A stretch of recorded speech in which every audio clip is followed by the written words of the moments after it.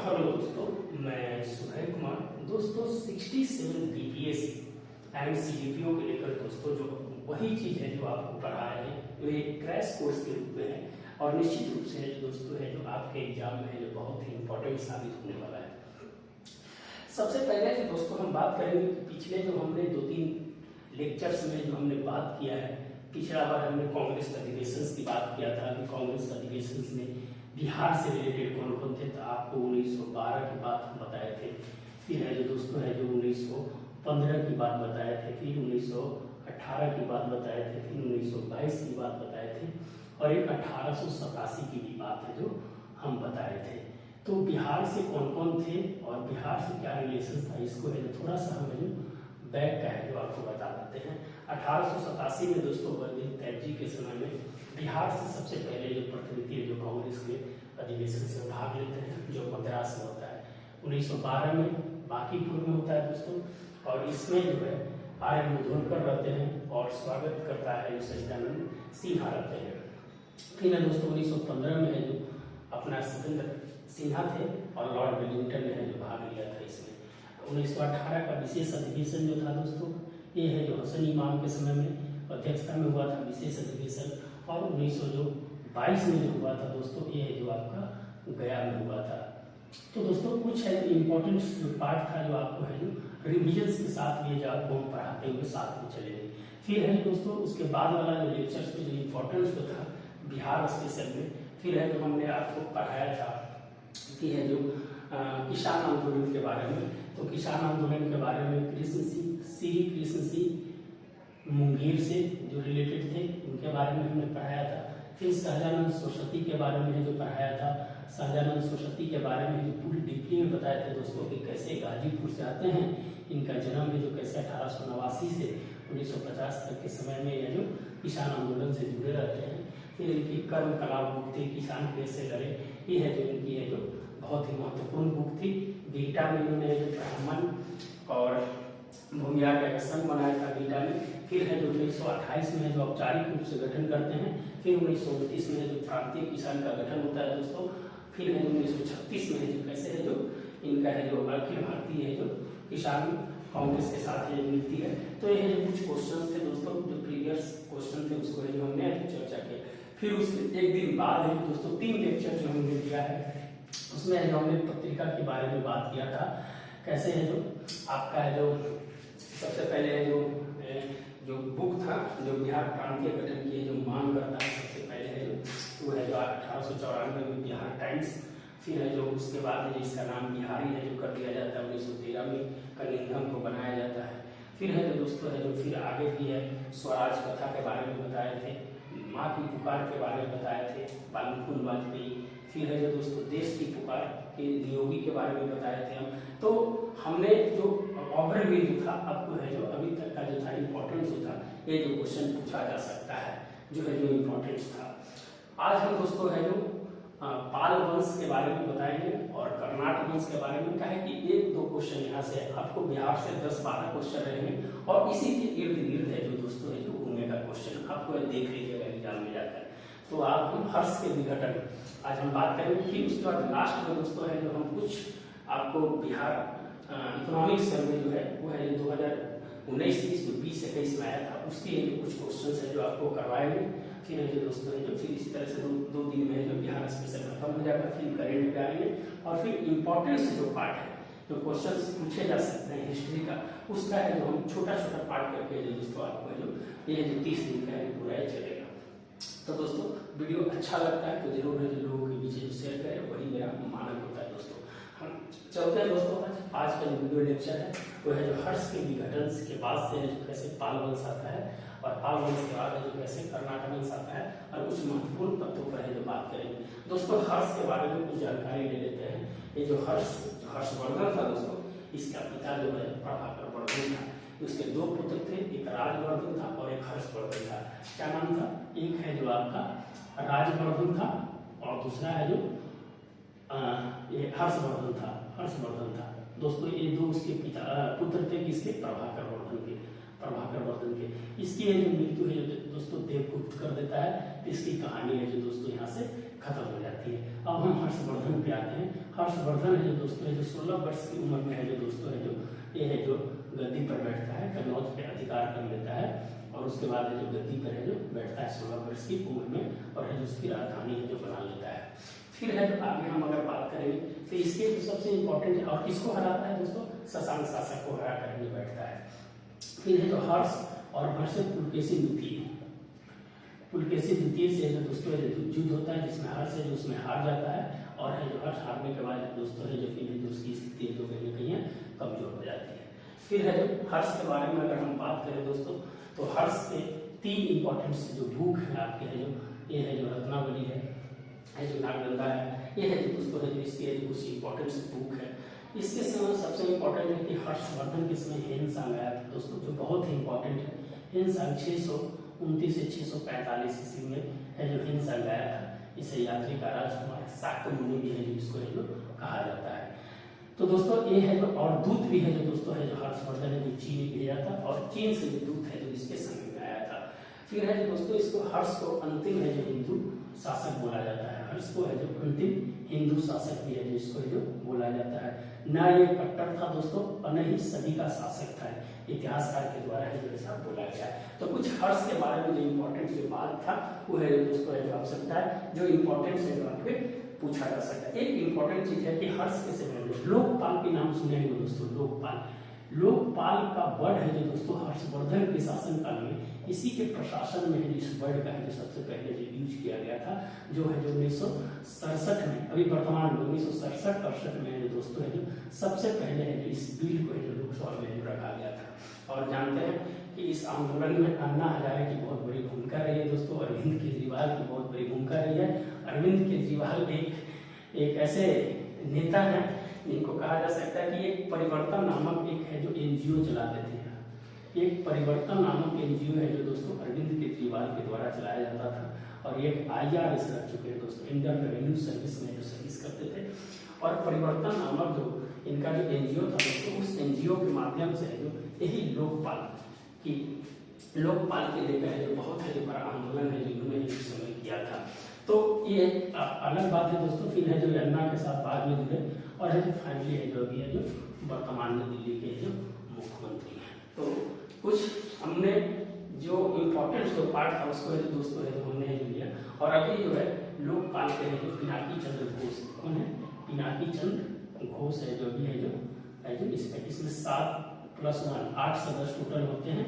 4 है जो आपको अलग अलग क्षेत्र से समाज सेवी।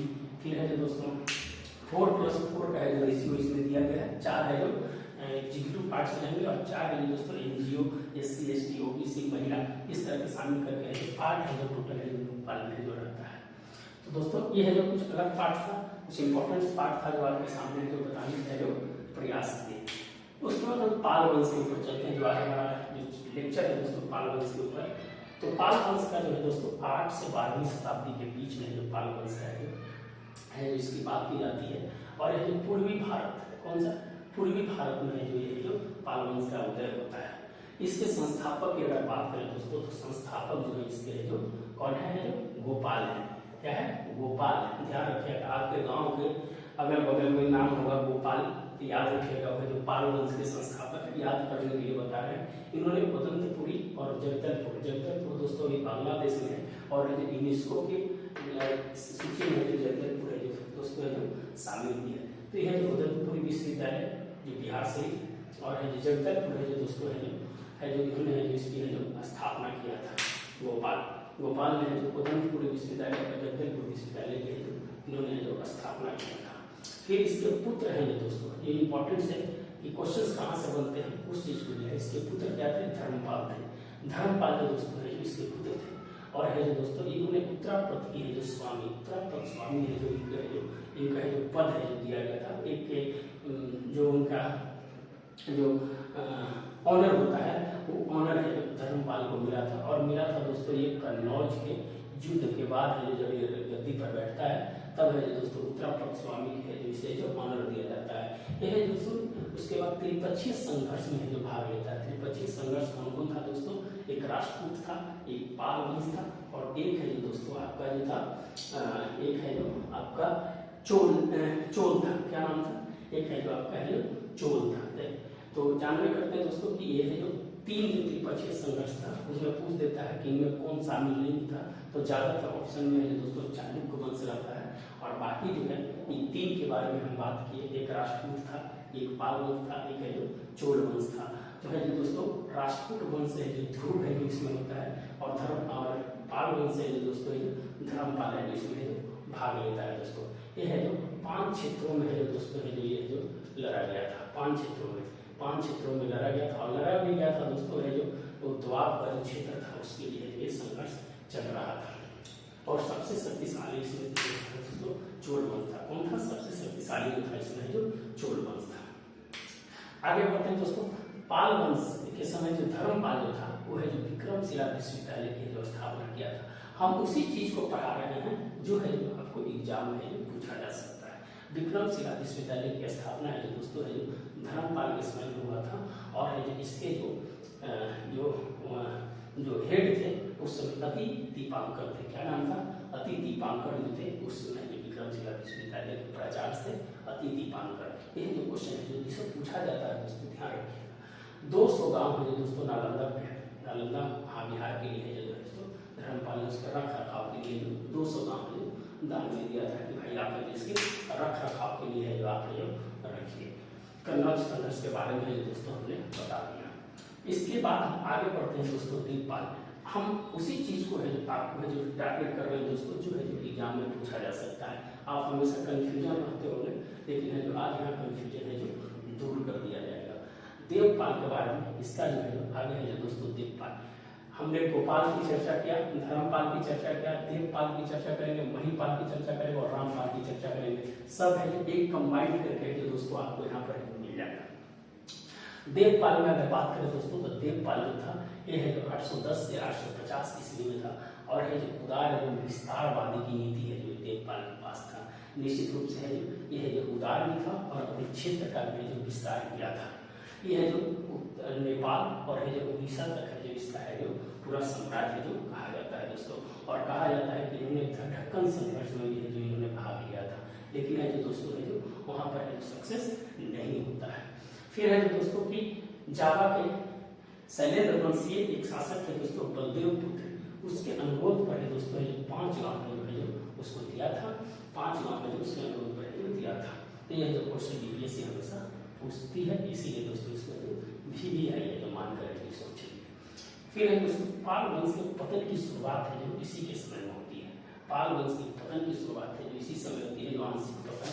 और है दोस्तों महेंद्र पाल और मीर को जो है ये है जो अधिकार कर लेता है बिहार और बंगाल पे। जब है जो पतन की शुरुआत होती है तो है जो महेंद्र पाल और मिहिर को जो प्रतिहार वंश का था वो है जो दोस्तों है जो अधिकार कर लेता है। पाल वंश का आंशिक पतन जो यहाँ पर होता है।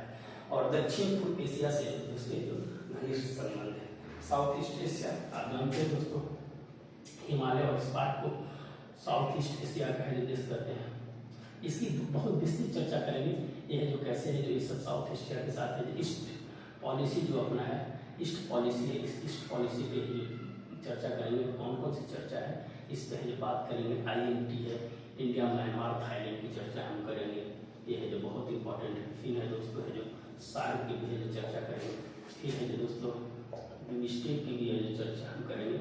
1997 में इसकी स्थापना हुई थी, तो हम इसकी सबकी चर्चा करेंगे जब है जो धीरे धीरे आगे बढ़ते हैं दोस्तों। और आपका साथ चाहिए, आप जो निश्चित रूप से लाइक सब्सक्राइब जरूर करें।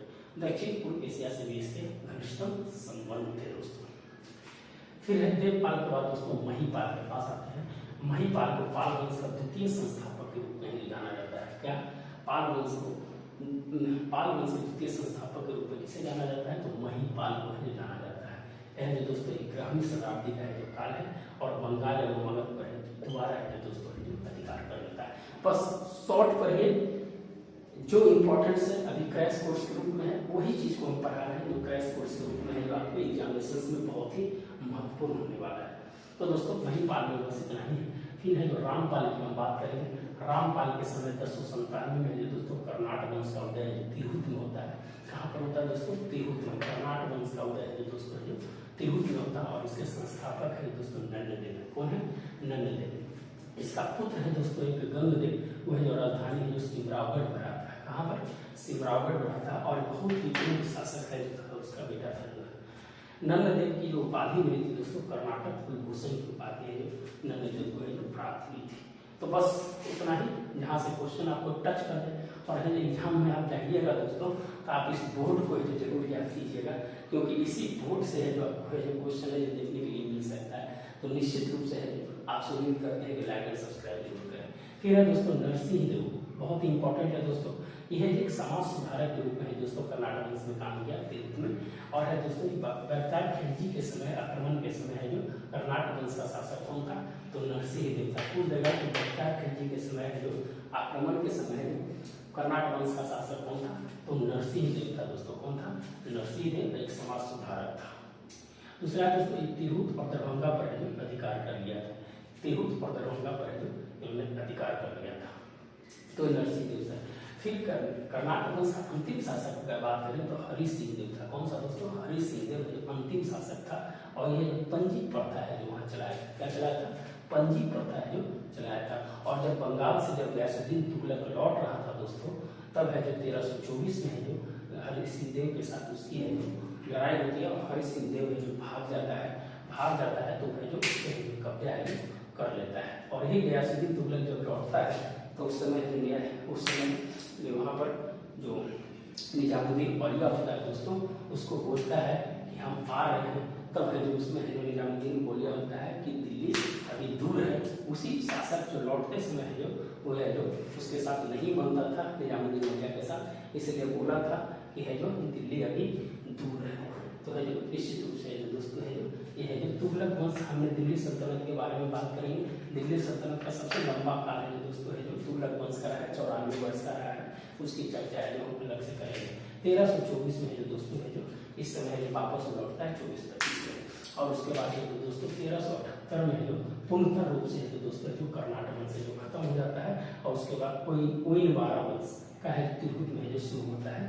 कौन सा वंश? कोई 12 वंश जो बहुत कम समय तक है रहता है। तो ये है जो दोस्तों है जो हम बता दिए, पूरा इसकी कहानी है जो बता दिए। फिर है दोस्तों इसके बाद है जो वहां तक जाने के बाद पाल वंश का जब पतन हो जाता है दोस्तों तो चेरो वंश आता है। चेरो वंश में बीपीएससी में जो क्वेश्चन है जो बहुत पूछ चुकी है, इसीलिए इसको है जो हम स्टार में रखे हैं। चेरो वंश पाल वंश के पतन के बाद चेरो वंश का उदय होता है दोस्तों। और चेरो वंश जो था एक जनजातीय था। क्या था? जनजाति था। जनजाति के बारे में बहुत बताएंगे। 15 नवंबर को जनजाति गौरव दिवस मनाने का फैसला लिया है और इस दिन जो दूसरा मुख्य था जन्म हुआ है। ये करेंट का क्वेश्चन था, इसके ऐड कर दिए इसमें। चेरो वंश लगभग 300 वर्षों तक शासन करता है दोस्तों। कितना? 300 वर्षों तक है जो चेरो वंश शासन करता है। आप कमेंट बॉक्स में बताइए कि बिहार की सबसे बड़ी जनजाति कौन है और भारत की सबसे बड़ी जनजाति कौन है। ये है जो आप कमेंट बॉक्स में बताइए। 2011 की जनगणना के अनुसार है जो जनजाति का परसेंटेज है जो भारत में कितना है। 3 क्वेश्चन है दोस्तों, आप जरूर बताइएगा। तो दोस्तों यह जो चेरो वंश का मुख्यालय जो बिहियां, जो भोजपुर के पास एक स्टेशन है दोस्तों बनाही और बिहियां। आप देखते होंगे जब आप जाते हो तो बिहियां वहीं पर है, भोजपुर के पास है। वो है दोस्तों चेरो वंश का है जो मुख्यालय हुआ करता था। और उसके एक शासक थे फूलचंद। वही है जगदीशपुर जो आरक है उसमें मेले की शुरुआत है दोस्तों फूलचंद जो चेरो वंश के शासक थे। वो है जो फूलचंद थे वो जगदीशपुर मेले की शुरुआत करते हैं। बीपीएससी 3 बार क्वेश्चन है जिसको पूछ चुकी है, यही ध्यान रखिएगा। और चेरो वंश का सर्वाधिक जो विस्तार है दोस्तों, सर्वाधिक जो शक्तिशाली होता है वही जो पलामू के क्षेत्र में होता है। तो ध्यान पूछ जगह कि सर्वाधिक है जो शक्तिशाली कहाँ पर होता है, तो पलामू के क्षेत्र में होता है। और मुख्यालय उसका है जो बिहियां में है दोस्तों। इसके जो प्रतापी राजा थे वो है जो मेदिनी राय थे। कौन थे? मेदिनी राय। और मेदिनी राय जो इसके प्रतापी राजा थे दोस्तों। और लास्ट में जो भोजपुर राज्य की स्थापना है चेरो के राजा सहसवन को हराकर जो भोजपुर है जो राज्य की जो स्थापना है जो किया जाता है। किसको हराता है? सहसवन को हराकर है जो इसको है जो भोजपुर राज्य की स्थापना करेगा। बहुत शॉर्ट और आपके लिए बहुत ही महत्वपूर्ण ये इस तरह की है जो कम से कम तैयारी आप करिएगा तो है जो आपको एक एग्जाम में जाइएगा तो टू द पॉइंट क्वेश्चंस को है जो मार कर आइएगा। मुझे जैसा उम्मीद है कि आप जो जरूर है इससे जो आपको फायदा होगा। कुछ पाल वंश से रिलेटेड कुछ महत्वपूर्ण तथ्य के बारे में हम बात करेंगे कि तुरुस्कुंड कड है जो मुंगेर में है, जिसकी चर्चा है दोस्तों, और तुर्कों के आक्रमण को रोकने के लिए वहाँ के किसानों से जो कर लिया जाता था उसको ये तुरुस्कुंड कर है जो उसको कहा जाता था। पाल वंश का जो है तिब्बत से जो पाल वंश के जो घनिष्ठतम सदस्य उसके संबंध है दोस्तों, और काश की प्रतिमा का काल है जो पाल काल को भी कहा जाता है। पाल काल को है जो दोस्तों है जो काश प्रतिमा का भी काल है जो कहा जाता है, और गौतम बुद्ध और हिंदू देवी देवताओं की मूर्ति की प्रतिमा भी है जो पाल वंश में बहुत ही महत्वपूर्ण है दोस्तों। तो यह निश्चित रूप से है जो हम एक छोटा सा था लेकिन है बहुत ही इंपॉर्टेंट और बहुत ही आपके लिए महत्वपूर्ण था दोस्तों। इसका एक ओवरव्यू हम दे देते हैं। ओवरव्यू आप ध्यान से सुनिएगा और ध्यान से लिखिएगा अगर कुछ होगा। हर्ष के बारे में हमने है जो डिग्री बता दिया दोस्तों, हर्ष के विशेष बताने की जरूरत नहीं है। पाल वंश 8 से 12वीं शताब्दी, पूर्वी भारत, संस्थापक गोपाल, ओदंतपुरी और जगदलपुर विश्वविद्यालय की स्थापना है जो उन्होंने करते हैं। फिर है दोस्तों उसके पुत्र है जो धर्मपाल थे, उत्तरापद की स्वामी है जो एक ऑनर मिलता है, कन्नौज युद्ध के बाद है जो उत्तरापद स्वामी है जिसको मिलता है। फिर है दोस्तों त्रिपक्षीय संघर्ष में है जो दोस्तों जो भाग लेता है, 3 इसमें त्रिपक्षीय संघर्ष में भाग लेता है। कौन कौन?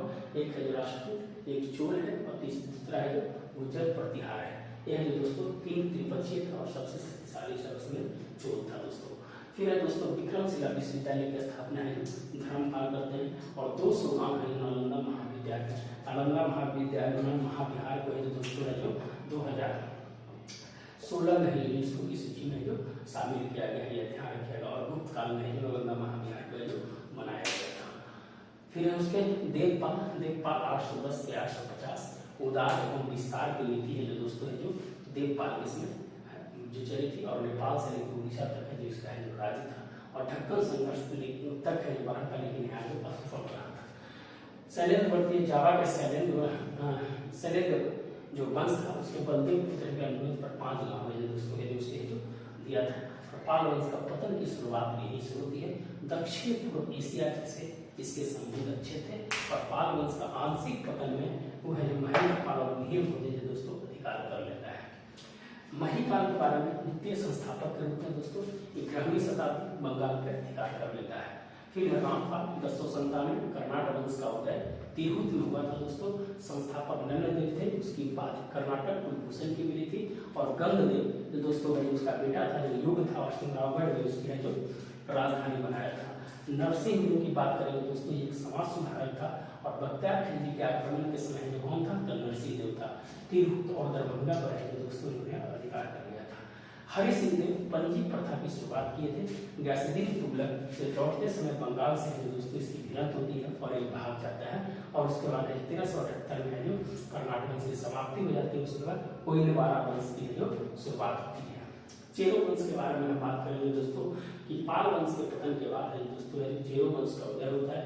ये एक जनजातीय वंश था, 300 वर्षों तक शासन किया। मुख्यालय इसका पीढ़िया था। फूलचंद ने जगदीशपुर मेले की शुरुआत की, और सबसे बड़ा जो क्षेत्र था दोस्तों ये पलामू था, और इसके प्रतापी राजा मेदिनी राय थे। भोजपुर राज्य की स्थापना है दोस्तों चेरो के राजा शासबल को हराकर है जो भोजपुर राज्य की है जो स्थापना किए थे। कुछ महत्वपूर्ण तथ्य है दोस्तों, तुरुस्कुंड कर की चर्चा है जो दोस्तों मिलती है, और तुर्की के आक्रमण को रोकने के लिए किसानों से कर के रूप में लिया जाता था। तिब्बत से पाल वंश से घनिष्ठ संबंध थे। काश प्रतिमा का काल भी है जो दोस्तों पाल वंश को कहा जाता है। और गौतम बुद्ध और हिंदू देवी देवताओं की मूर्तियां की प्रतिमा में जो मिलती है दोस्तों। आपको अच्छा लगा होगा वीडियो तो दोस्तों जरूर है लाइक सब्सक्राइब करें, और जो दोस्तों निश्चित रूप से जो बहुत ही महत्वपूर्ण वीडियो है, आप है जो जरूर है जो इसको है जो आप है जो देखने का है प्रयास करें। तो दोस्तों अगर आपको स्क्रीनशॉट लेना है तो ले सकते हैं, और कुछ है जो क्वेश्चन है जो दोस्तों आपको करवाते हैं, 10 क्वेश्चन करवाते हैं। उसके बाद ये दोस्तों कल मिलेंगे करेंट अफेयर्स के साथ।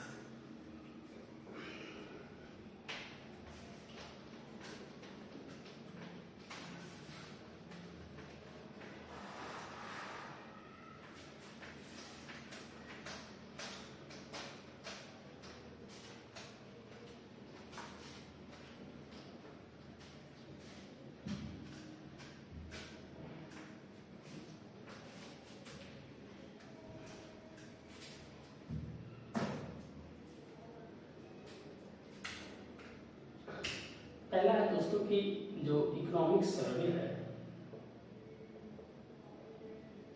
इकोनॉमिक सर्वे इस बार जो पूछा जाएगा दोस्तों आपको 2019-20 का ही पूछा जाएगा, जो आपको 2020-21 में जो प्रकाशित हुआ है, यह ध्यान रखिएगा आप। है जो इसमें कुछ इंपॉर्टेंट क्वेश्चन पूछता है दोस्तों की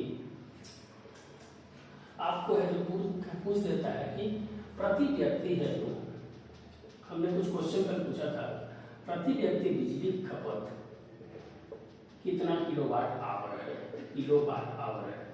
तो दोस्तों 332 किलोवाट आवर है। अभी जो वर्तमान में है जो 350 किलोवाट आवर हो गया है, लेकिन आपको 350 इसलिए नहीं बता रहे हैं कि ये है जो दोस्तों है जो 2020-21 वाला है, और है जो निश्चित रूप से है जो अगर आप अभी जो वर्तमान आया वो है जो 2020-21 का 21-22 में आया है, तो 21-22 का डेटा आपसे नहीं पूछने वाला है। 19-20 का इकोनॉमिक सर्वे में क्या हुआ था जो 20-21 में प्रकाशित हुआ था, तो 332 kWh किलोवाट आवर।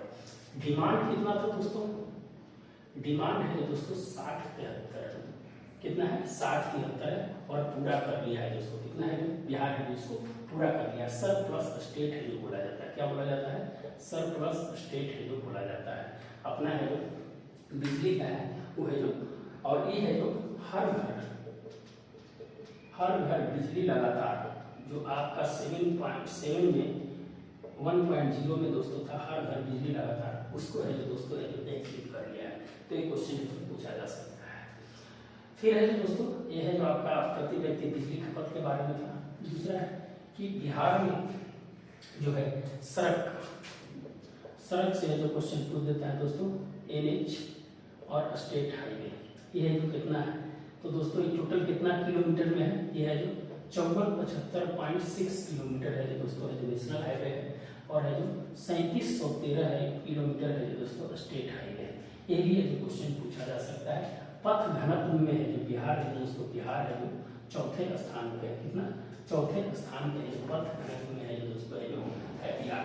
ये भी है जो क्वेश्चन है जो आपसे पूछा जा सकता है। स्टेट हाईवे है दोस्तों 4.2% और ये है 2.4% है दोस्तों, इसका जस्ट है जो अपोजिट है जो दोस्तों है जो उसका है जो परसेंटेज है टोटल।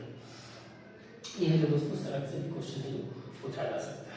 तीसरा है दोस्तों कि बिहार में जो सिंचित भूमि है, सिंचित भूमि, ये है जो दोस्तों जो क्वेश्चन पूछ देता है कि बिहार में सिंचित भूमि का परसेंटेज कितना है, तो 3.7% है जो सिंचित भूमि इसका परसेंटेज है। ऐसे ही जो दोस्तों है जो यह जो दोस्तों है 54.45 लाख वर्ग किलोमीटर है जो लाख है वर्ग किलोमीटर है दोस्तों जो पूरा एरिया है, यह ध्यान रखिए। बाढ़ का जो एरिया है दोस्तों 68.8 लाख है जो वर्ग किलोमीटर है, बाढ़ का एरिया है जो टोटल 73.6% है जो होता है। ये भी है जो ध्यान रखिएगा, इसके बारे में भी जो क्वेश्चन है जो पूछा जा सकता है। बिहार का कृषि ऋण अनुपात क्वेश्चन है जो दोस्तों पूछ सकता है कि बिहार का ऋण अनुपात जो बैंक में कितना पैसा है जो ऋण के रूप में जो रिटर्न है जो मिलता है, तो 36.1% है जो दोस्तों है जो वापस रिटर्न है जो बैंकों को ऋण अनुपात के रूप में मिलता है, यह जो ध्यान रखिएगा। और जो ऋण का जो रेशियो है जो दोस्तों परसेंटेज में पहले जो 3.6% है जो दिया जाता था, ये है जो बढ़ कर दोस्तों 4.8% है जो हो गया है, तो है जो ध्यान रखिएगा। बिहार में बैंकों की कुल है जो संख्या है दोस्तों इस बार है जो कितना खोला गया है शाखा, तो 177 शाखा है जो दोस्तों खोला गया है, कितना 177 शाखाएं है जो खोला गया है, ये भी ध्यान रखिएगा। फिर है दोस्तों है जो एक क्वेश्चन है जो इम्पोर्टेंट पूछ देता है कि GSDP, ये है जो दोस्तों, और ये है जो GSDP, एक है जो वर्तमान मूल्य पर और एक है जो दोस्तों है जो आपका बेस ईयर पर, माने आधार वर्ष पे। ये है जो डेटा है जो याद रखिएगा 4,14,977 करोड़, और ये है जो दोस्तों है जो आपका है 6,11,804 करोड़ रुपया है जो दोस्तों है जो ये ध्यान रखिएगा। यही सब डेटा है जो दोस्तों आपको रिकॉल करवा रहे हैं। फिर है दोस्तों अगर पूछ देगा कि प्रति व्यक्ति आय, ये है जो बेस ईयर पे, तो बेस ईयर पे है जो दोस्तों आपका है 34,413 रुपया, और वर्तमान मूल्य पर है दोस्तों 50,735 रुपया, ये है जो ध्यान रखिएगा दोस्तों ये सब। फिर है जो दोस्तों आपको है जो रेल घनत्व के बारे में, रेल कितना किलोमीटर है जो दोस्तों बिहार में है, तो 3720 किलोमीटर है जो दोस्तों अभी तक है जो टोटल है बिहार में जो रेल है जो दोस्तों। मेट्रो रेलवे की हम बात करेंगे दोस्तों, मेट्रो रेलवे पटना में टोटल अभी भारत में 18 जगह मेट्रो रेलवे है दोस्तों। पटना है जो 32.9 किलोमीटर है जो ये जो रेलवे है, और इसके लिए है जो दोस्तों है जो 13,000 करोड़ रुपया है जो दोस्तों है जो बिहार सरकार दी, और बना रहा है कौन दोस्तों, ये है जो दोस्तों है जो दिल्ली मेट्रो है जो बना रहा है। कौन सा बना रहा है, दिल्ली मेट्रो है जो इसको है जो बना रहा है दोस्तों। आगे बढ़ते हैं, दिल्ली मेट्रो के अंतर्गत में है जो इसको है देख रेख में इसको बना रहा है। फिर है जो दोस्तों अगर बात करेंगे कि बिहार में चिड़ियाघर खोलने की जो बात की, ये केंद्र सरकार का है, बिहार सरकार का है। केंद्र सरकार की अगर बात करें दोस्तों, तो अभी जानते हैं कि जो पर्यावरण मंत्री थे उन्होंने जो दोस्तों राजगीर सफारी में जो चिड़ियाघर खोलने की बात की है। कहाँ पर, राजगीर सफारी में है जो मुख्तार अब्बास नकवी थे, एक है जो राजगीर में उन्होंने बोला था, और एक है जो उत्तर प्रदेश के गोरखपुर में है अशफाक उल्ला खान, जिनको जानते हैं दोस्तों की फांसी है जो उनको है जो काकोरी कांड में जो दिया गया था। फिर है दोस्तों बिहार के बारे में, और बिहार सरकार का अगर हम बात करें दोस्तों, तो अररिया रानीगंज में जो खोलने की जो बात की जा रही है ये चिड़ियाघर, ये जो दोस्तों पूछ सकता है क्वेश्चन। और अगर हम कुछ बात करें दोस्तों कि इकोनॉमिक सर्वे की अगर और कुछ डेटा की अगर हम बात करें, तो राजकोषीय घाटा है जो दोस्तों है जो कितना है, राजकोषीय घाटा है जो दोस्तों कितना है, वो है जो दोस्तों है जो 2.0 है, यह जो 0 है, यह जो ध्यान रखिएगा राजकोषीय घाटा। फिर यही सब क्वेश्चन है जो दोस्तों है जो आपको पूछेगा।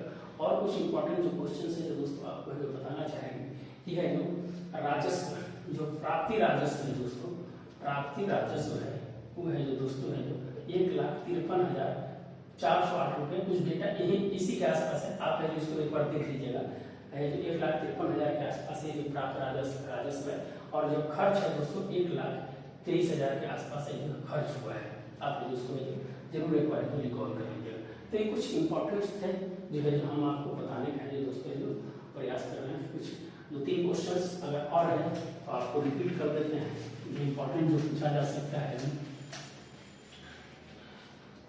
जो ग्रीन फील्ड के बारे में एक है जो दोस्तों ग्रीन फील्ड के बारे में जो बात कर रहा है कि है जो एक है जो हर्बल कॉरिडोर है जो दोस्तों जो बिहार में बना रहा है, herbal corridor rail network road network है।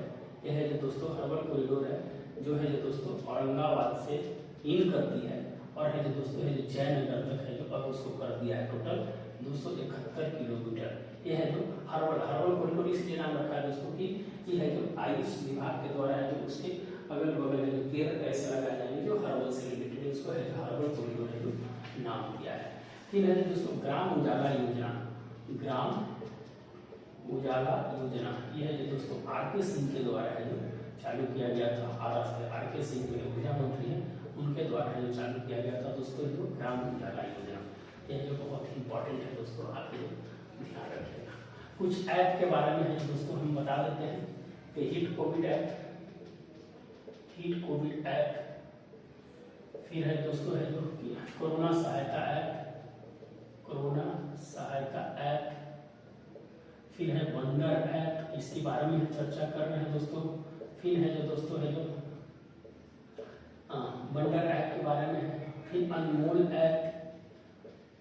ऐप है दोस्तों। फिर है इंद्रब्रज ऐप है, फिर इंद्रब्रज ऐप है। तो दोस्तों ये है सब कुछ इंपॉर्टेंट ऐप है दोस्तों है जो इंद्रब्रज ऐप है दोस्तों, यह जो मौसम की जानकारी देता है। और बिहार में जानते हैं दोस्तों कि 400 से प्लस लोग हैं जो ठनका गिरते हैं जो लाइटिंग करते हैं, उसके वजह से सबसे ज़्यादा मौतें हैं जो बिहार में है, तो उसके लिए है इंद्रब्रज ऐप है उसके लिए जो लाया गया। हिट कोविड ऐप जो दोस्तों था वो है जो दोस्तों आप जानते हैं कि जो आइसोलेशन में कैसे है जो काम करेंगे कोविड हो जाए तो उनके लिए है।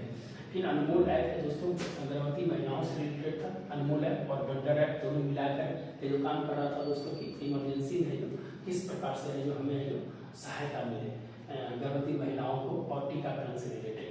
फिर है जो दोस्तों है जो कोरोना सहायता है, आप जानते हैं कि प्रवासी मजदूरों को 1,000 रुपया जो दिया गया था और 25 लाख है जो टोटल है जो 25 लाख है जो प्रवासी मजदूरों को दिया गया था। सबसे ज़्यादा मजदूर है जो दोस्तों है जो गुजरात से आए थे, गुजरात से 25 है जो गुजरात से जो सबसे ज़्यादा है जो प्रवासी मजदूर थे गुजरात से सबसे ज़्यादा है। तो उसके बाद है जो महाराष्ट्र, कहाँ थे, उसके बाद है जो महाराष्ट्र से। यह जो कुछ इम्पोर्टेंट था दोस्तों। फिर है जो दोस्तों अगर हम बात करें आपकी कि अब इम्पोर्टेंस क्या हो सकता है, तो आप है जो एक क्वेश्चंस दे रहे हैं दोस्तों कि आर्कियोलॉजिकल सर्वे ऑफ इंडिया ने भारतीय सर्वेक्षण विभाग जो है दोस्तों, उन्होंने है जो भारतीय सर्वेक्षण विभाग है जो बिहार के बांका में है जो दोस्तों है जो बांका के अमरपुर में है जो एक मूर्ति है जो एक है जो बुद्ध की मूर्ति है जो मिली है, वो है जो दोस्तों है जो बांका के अमरपुर में है जो मिली है। ये क्वेश्चन करके पूछ देता है कि कहाँ से मिला है, तो ये ध्यान रखिएगा। पालकालीन मूर्ति है जो दोस्तों नवादा से मिला है, पालकालीन मूर्ति है जो नवादा से मिला है, पालकालीन मूर्ति है। ये करेंट का हिसाब है दोस्तों, इसीलिए हम दोस्तों बता देते हैं। फिर अगर हम बात करें दोस्तों, तो हम कल क्वेश्चंस बना कर लाएंगे, आपसे जरूर पूछेंगे लास्ट में, और आप उसका आंसर भी बताएंगे और डिस्क्रिप्शन भी करेंगे। तो दोस्तों आज की वीडियो है जो इतना ही रखते हैं, और आपसे उम्मीद करते हैं कि ये चैनल को जरूर है जो सब्सक्राइब जरूर करिएगा एंड लाइक जरूर करिएगा। वही आप मेरा मानना है दोस्तों। मिलते हैं नए वीडियो के साथ।